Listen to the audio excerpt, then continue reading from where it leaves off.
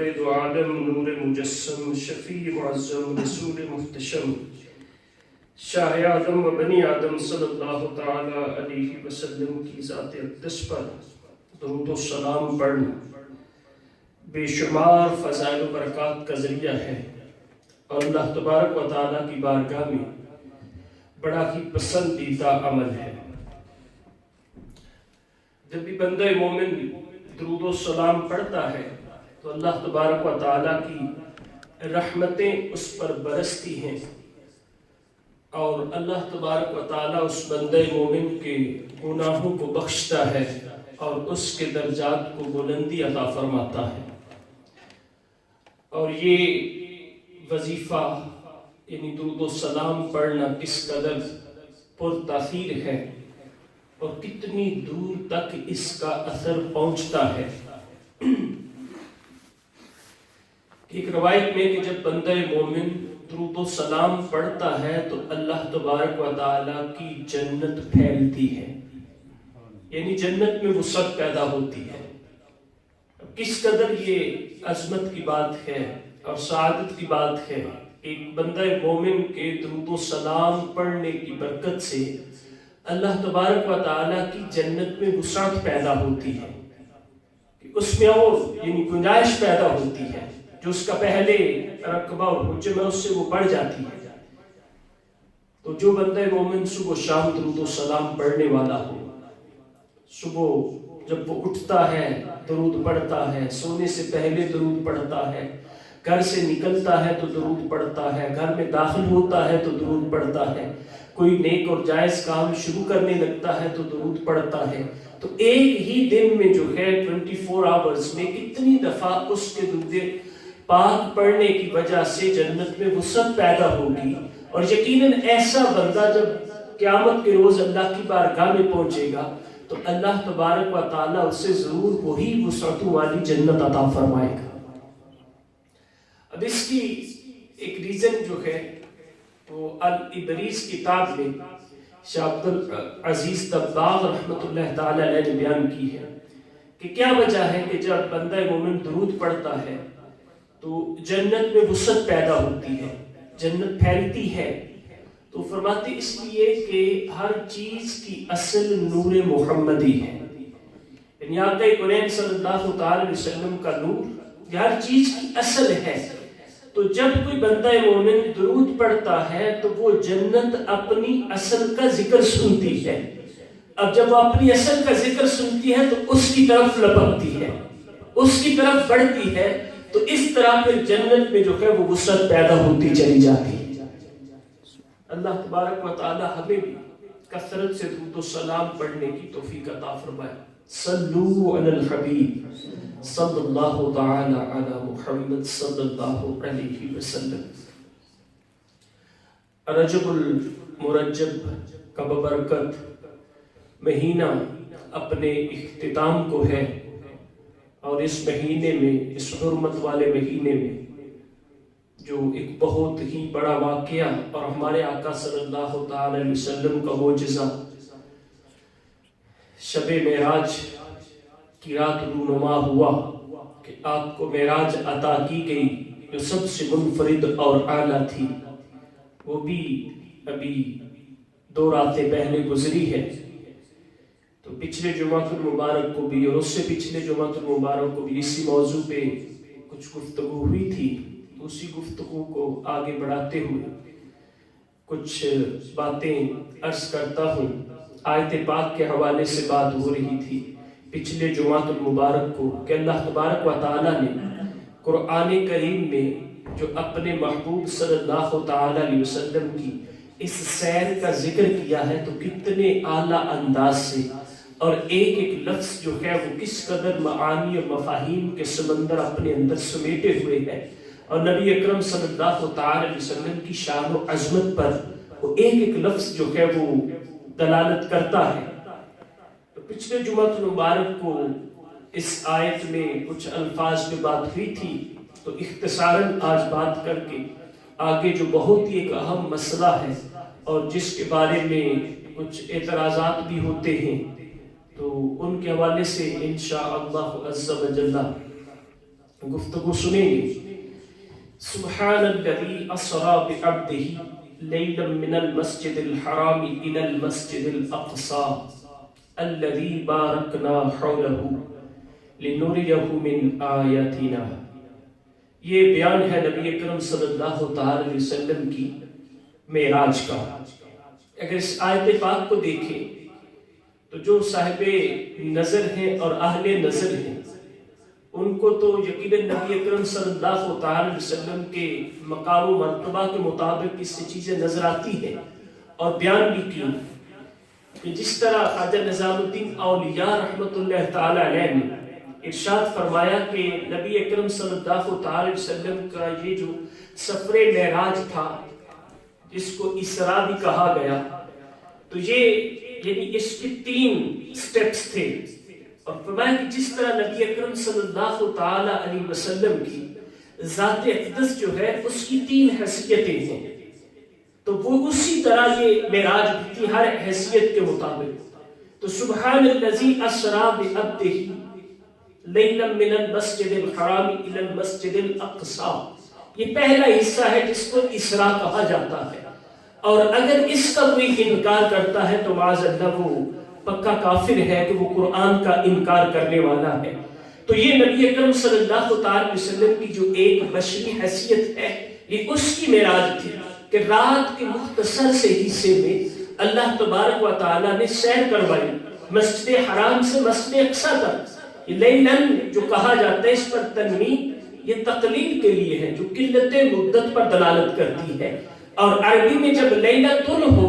تو پوری رات مراد ہوتی ہے اور جب یہ تا آخر میں نہ ہو اور تنوین کے ساتھ لیلن آئے تو اس وقت رات کا کچھ حصہ مراد ہوتا ہے. تو آیت پاک ہی میں وضاحت کر دی کہ یہ جو معراج تھی یہ ساری رات کی نہیں تھی بلکہ لیلن من المسجد الحرام الی المسجد الاقصی،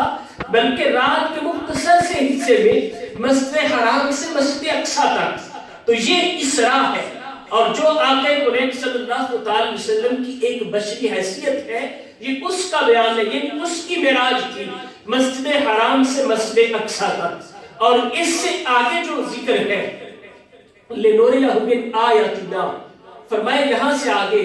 وہ حصہ ہے جس کو معراج کہا جاتا ہے، یعنی مسجد اقصی سے لے کر سدرۃ المنتہا تک. یہ اس کا دوسرا سٹیپ ہے اور یہ نبی اکرم صلی اللہ تعالی علیہ وسلم کی جو دوسری حیثیت آپ کی نورانیت ہے یہ اس کی معراج تھی، یعنی مسجد اقصی سے سدرۃ المنتہا تک. اور فرمایا اس سے آگے جو ہے جس کا بیان انہ هو السمیع البصیر یہ اس میں ہے. فرمایا کہ نبی اکرم صلی اللہ تعالی وسلم کی جو تیسری حیثیت ہے یعنی حقیقت محمدیہ سدرۃ المنتہا سے آگے عرش سے بھی پار لا مکان تک جو سیر تھی معراج تھی تو وہ حقیقت محمدیہ کی تھی جس کو خواجہ نظام الدین اولیاء علیہ رحمہ نے نام دیا ہے اعراج کا. یعنی 3 حیثیتیں بیان کی جس طرح نبی اکرم صلی اللہ تعالی وسلم کی ذات اقدس میں 3 حیثیتیں کہ ایک بشریت، دوسری نورانیت اور تیسری حقیقت محمدیہ. تو اسی طرح پہلا حصہ اسراء، دوسرا معراج اور تیسرا اعراج. تو تینوں کا بیان وہ فرماتے کہ آیت پاک میں موجود ہے. تو اللہ تبارک و تعالیٰ نے نبی اکرم صلی اللہ تعالی وسلم کو جس حیثیت سے عظمتیں بخشی ہیں اسی طرح اسی حیثیت کے ساتھ معراج بھی عطا فرمائی ہے. تو مسجد حرام سے مسجد اقصی تک، اب مسجد اقصی سے اب بشریت کی یہ تھی معراج اور یہی فاصلہ جو ہے یہ تقریباً 7 ماہ کا تھا. اور اگر علماء نے جو اس پر لکھا فرمایا کہ یہاں مکہ سے جو مسجد اقصی تک جانا تھا اس کی وجہ ایک تو یہ تھی کہ انبیاء انتظار کر رہے تھے، زیارت کے مشتاق تھے کہ ہمارے آقا آئے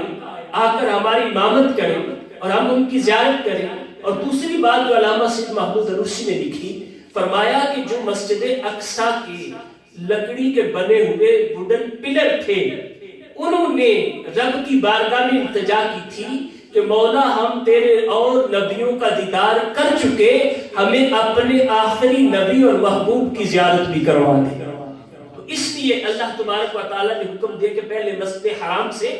مسجد اقصی تک تو پھر وہاں سے آگے جو ہے وہ آسمانوں کی سیر شروع ہے، اور مسجد اقصیٰ سے آگے یہ نورانیت کی سیر،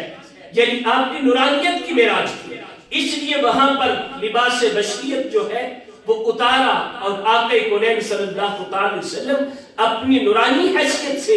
آگے سفر کرتے ہیں، اور 7 فرشتوں کا جلوس ہے، جبریل امین علیہ السلام بھی ہے، اور وہ براق بھی ایک نورانی مخلوق ہی ہے جو آقا کونین صلی اللہ علیہ وسلم کی سواری تھی۔ تو وہاں سے آگے جب لباس بشریت اتارا اور آقا کونین صلی اللہ علیہ وسلم کی نورانیت کا کیا حال تھا، ملا معین الدین کاشفی علیہ رحمہ نے معارج النبوہ میں لکھا کہ وہاں جب نبی اکرم صلی اللہ علیہ وسلم کی نورانیت کی معراج کی ابتدا ہوتی ہے، آپ نورانیت کے انداز میں آئے، اس وقت ایک فرشتوں کا جلوس آپ کے ساتھ تھا، 80,000 فرشتے آپ کے دائیں طرف تھے، اور ہر فرشتے کے ہاتھ میں ایک نورانی قندیل تھی، اور 80,000 فرشتے ہی آپ کے بائیں طرف تھے، اور ہر فرشتے کے ہاتھ میں ایک نورانی قندیل تھی۔ لیکن آقا کونین صلی اللہ علیہ وسلم نے جو ہی لباس بشریت اتارا اور آپ کی نورانیت سے ایک پردہ اٹھا، تو فرمایا سارے فرشتوں کی نورانیت پر آپ کی نورانیت غالب آ گئی،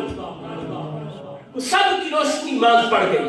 آقا کونین صلی اللہ علیہ وسلم کی نورانیت سب پر غالب آ گئی، اور فرمایا ابھی ایک پردہ اٹھا تھا، ایک پردہ اٹھا تھا، تو ایسی نورانیت تھی کہ سارے فرشتوں کی نورانیت مانگ پڑ گئی۔ تو یہ نورانیت کی معراج کی ابتدا تھی۔ اب یہاں سے نبی اکرم صلی اللہ علیہ وسلم جب تشریف لے جاتے ہیں، پہلے آسمان پر، پھر دوسرے پر، پھر تیسرے پر، پھر چوتھے، پانچویں، چھٹے، ساتویں، اب ہر ایک آسمان سے دوسرے آسمان تک 500 سال کی مسافت ہے، 500 سال کی، یعنی یہ کروڑوں مائلز بنتے ہیں، لیکن یہ لمحوں میں طے ہو رہے تھے، کیونکہ براق جو وہ نورانی جنتی سواری تھی، اس کے بارے میں کہ اس کی رفتار بجلی کی رفتار کے برابر تھی، یعنی 1,86,000، بلکہ روشنی کی جو رفتار ہے 1,86,000 میل پر سیکنڈ، اور اس کی نظر جہاں تک جاتی تھی وہاں اس کا قدم پڑتا تھا، تو اتنی تیزی سے یہ سفر طے ہو رہا تھا۔ اب 7 آسمانوں کے بعد سدرۃ المنتہا، اب سدرۃ المنتہا کے حوالے سے 2 قول ہیں روایات میں، احادیث میں، کہ 6 آسمان پر ہے، 7ویں پر ہے، 7ویں کے بعد ہے، یہ اقوال ہیں، لیکن محدثین نے تطبیق دی کہ اس طرح تطبیق ممکن ہے کہ سارے قول درست ہیں کہ سدرۃ المنتہا کی ابتدا، اس کی جڑیں جو ہیں وہ 6 آسمان پہ ہو، لیکن اس کی شاخیں اور پتے جو ہیں وہ 7ویں آسمان سے بھی اوپر پہنچے ہوئے ہو، تو اس طرح ان اقوال کو تطبیق دی جا سکتی ہے۔ تو سدرۃ المنتہا جو ہے وہ مقام ہے، منتہا کہتے ہیں جہاں انتہا ہو جائے، اینڈ ہو جائے،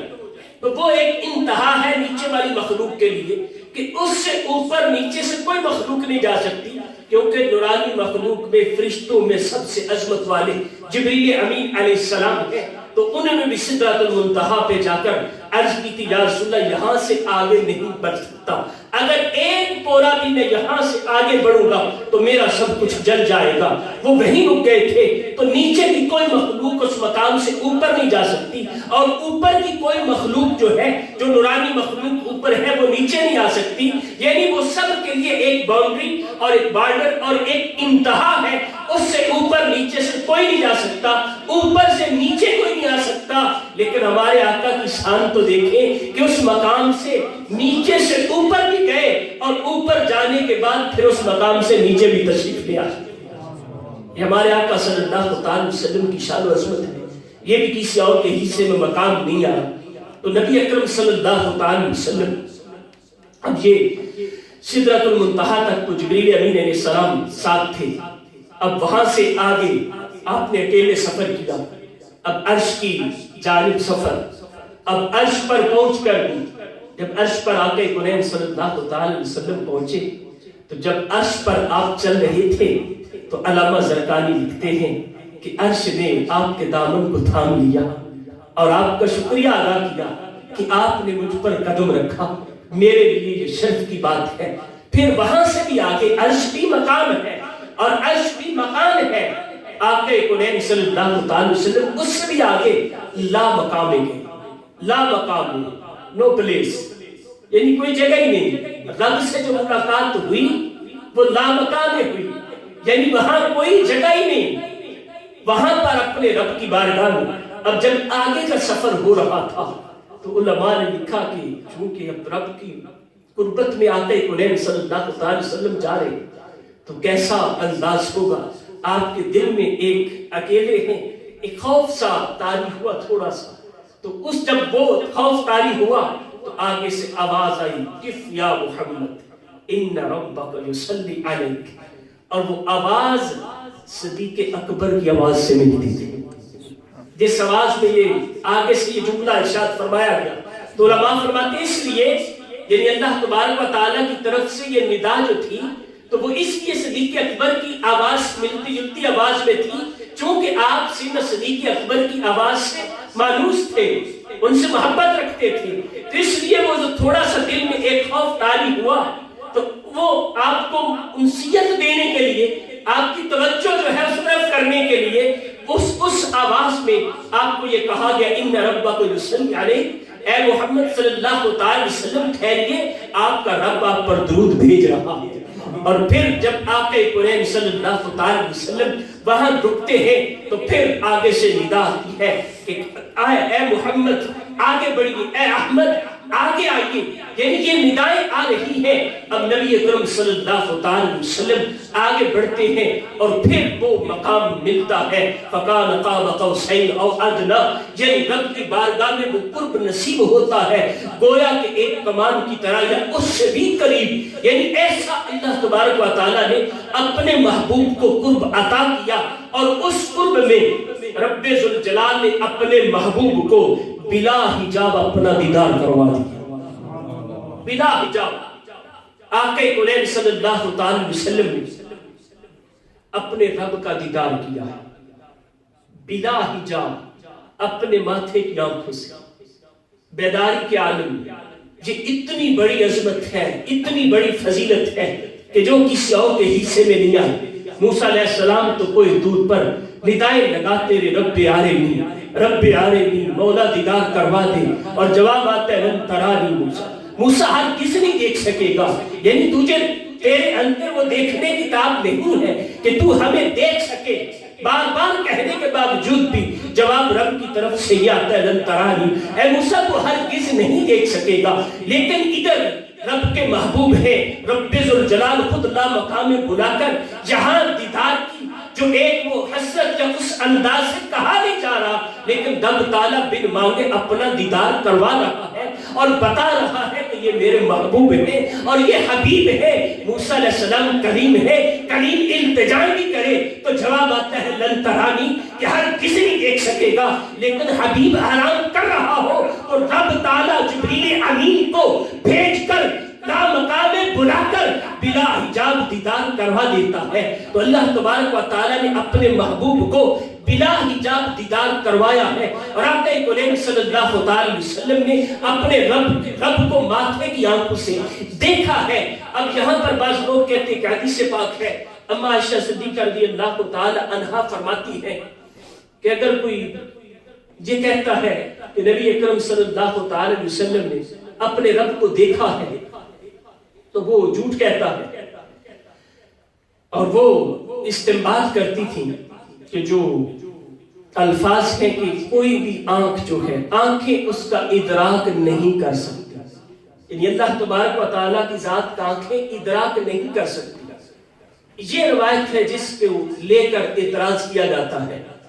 کہ نبی اکرم صلی اللہ علیہ وسلم نے اللہ تبارک و تعالیٰ کا دیدار کیا. اس کے بارے میں حضرت اما عائشہ صدیقہ رضی اللہ تعالی عنہا تو یہ فرماتی تھی کہ کوئی بھی اپنے رب کو دیکھ نہیں سکتا، اس لیے رسول خدا نے بھی نہیں دیکھا. اب یہ بات ذہن میں رہے کہ یہ حدیث پاک یعنی سرکار نے نہیں فرمایا کہ میں نے نہیں دیکھا. یہ ام المومنین اما عائشہ صدیقہ رضی اللہ تعالی عنہا کا اپنا قول ہے کہ وہ کہتی ہیں کہ نبی اکرم صلی اللہ تعالی وسلم نے رب کو نہیں دیکھا. یہ سرکار کی حدیث نہیں ہے بلکہ ام المومنین اما عائشہ صدیقہ رضی اللہ تعالی عنہا کا قول ہے. اور آپ کس وجہ سے یہ کہتی تھی؟ آپ کو جو قرآن کی آیت ہے کہ آنکھیں اس کا ادراک نہیں کر سکتی. اور ادراک کرنا تھا انکمپس،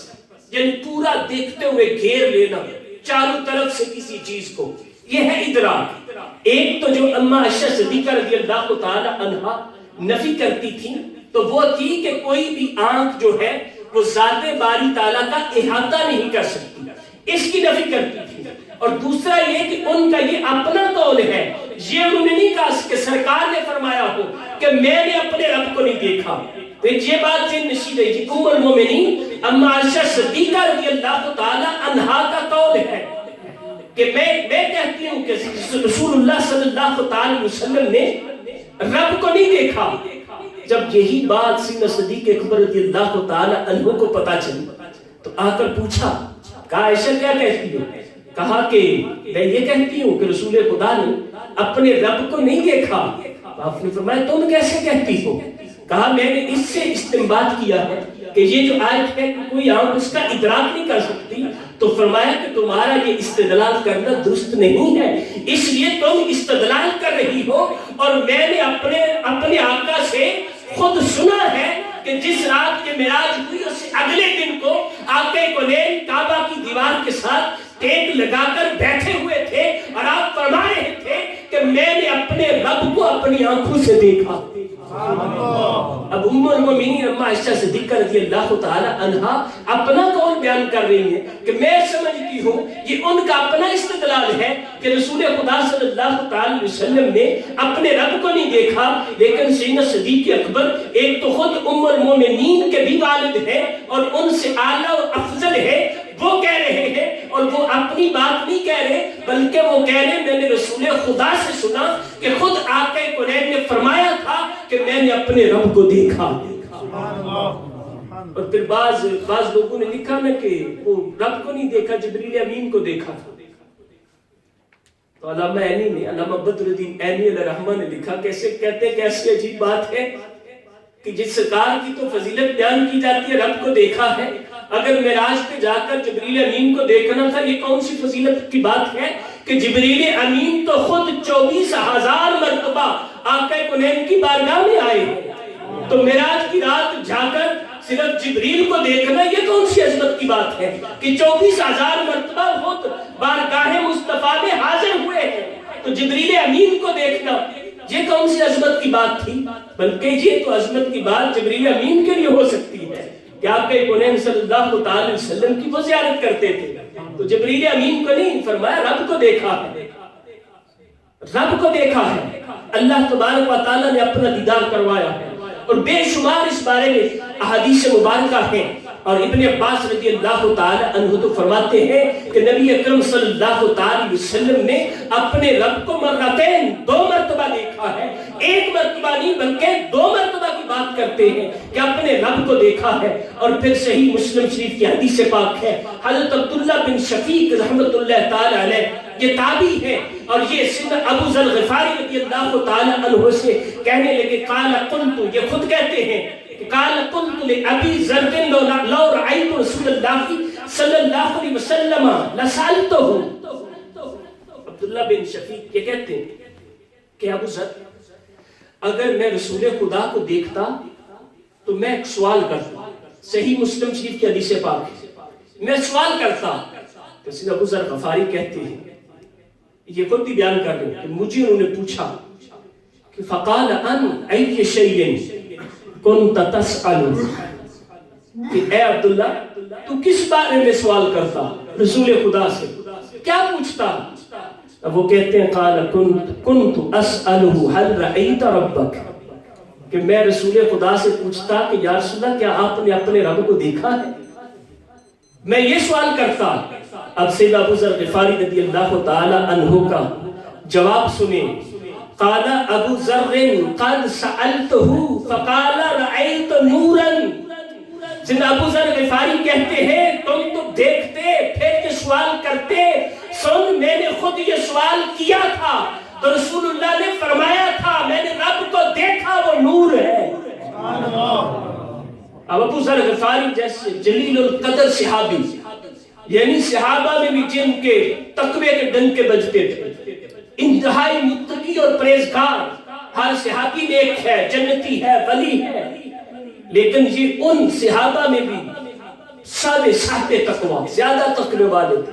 وہ کہہ رہے ہیں کہ میں نے پوچھ لیا تھا، تمہیں پریشان ہونے کی ضرورت نہیں، جو تم نے پوچھنا تھا وہ مجھ سے پوچھو۔ میں نے پوچھا تھا اپنے آقا سے کہ یا رسول اللہ بتائیے کہ آپ نے اپنے رب کو دیکھا ہے؟ یا رسول اللہ آپ نے دیدار کیا ہے؟ تو فرمایا تھا ہاں میں نے دیکھا ہے، میرا رب نور ہے۔ تو نبی اکرم صلی اللہ علیہ وسلم نے اپنے رب کا دیدار کیا ہے، اور اسی طرح امام حاکم نے اور امام ذہبی نے بھی اس روایت کو ذکر کیا ہے۔ ابن عباس رضی اللہ تعالی عنہ راوی ہیں، فرماتے ہیں قال اتعجبون ان یکون الخلۃ لابراہیم والکلام لموسیٰ والرؤیۃ لمحمد صلی اللہ علیہ وسلم۔ یعنی کہ اور حدیثوں میں بھی یہ مضمون ہے۔ نبی اکرم صلی اللہ تعالی علیہ وسلم نے خود بھی ارشاد فرمایا کہ کیا تم اس پر تعجب کرتے ہو کہ اللہ تبارک و تعالی نے اپنی خلت کے لیے ابراہیم علیہ السلام کو چنا، کلام کے لیے موسیٰ علیہ السلام کو چنا، اور دیدار کے لیے مجھے چنا۔ آقا کونین صلی اللہ تعالی علیہ وسلم ابراہیم علیہ السلام کو خلت عطا ہوئی، موسیٰ علیہ السلام کو کلام کا یہ ایک تحفہ ملا، مرتبہ نصیب ہوا کہ کلیم بن گئے، ساری دنیا کلیم کہتی ہے کلیم اللہ۔ اور آقا کونین صلی اللہ تعالی علیہ وسلم کو اللہ تبارک و تعالی نے اپنا دیدار کروایا، اور نبی اکرم صلی اللہ تعالی علیہ وسلم یہ عظمت، اس کے ڈنکے اس وقت سے بج رہے۔ اور اسی طرح شفا شریف میں قاضی اعجاز مالکی رحمہ روایت کرتے ہیں رسول ابو ہریرہ رضی اللہ تعالی عنہ ہل رآ محمد ربہ، حضرت ابو ہریرہ رضی اللہ تعالی عنہ سے سوال کیا گیا کیا نبی اکرم صلی اللہ تعالی وسلم نے اپنے رب کو دیکھا ہے؟ فقال نعم، ارشاد فرمایا ہاں دیکھا ہے۔ اور ہمارے اسلاف جو تھے وہ اس حوالے سے کس قدر بات کرتے تھے۔ امام احمد بن حنبل 10 لاکھ احادیث کے حافظ، 10 لاکھ 1 ملین احادیث کے حافظ تھے۔ کون سی حدیث ہے جو ان کی نظر میں نہیں ہوگی، اور کیسا ان کو ایک ادراک ہوگا، اور کیسا حدیث کا علم ہوگا، کیسی جانچ پڑتال کرتے ہوں گے حدیث کے۔ کوئی بھی بات ان کے سامنے آتی ہوگی، اور جب اتنی بڑی بات آئی تھی تو کیا ایسے ہی کہہ دیتے۔ اب سنیں امام احمد بن حنبل جب یہ حدیثیں ان کے سامنے سے گزری تو اب وہ کیا کہتے تھے جب ان سے پوچھا جاتا کہ بتاؤ کیا نبی اکرم صلی اللہ علیہ وسلم نے اپنے رب کو دیکھا ہے؟ تو وہ کہتے قال انا اقول بحدیث ابن عباس بعینہ رآہ حتی انقطع نفسہ،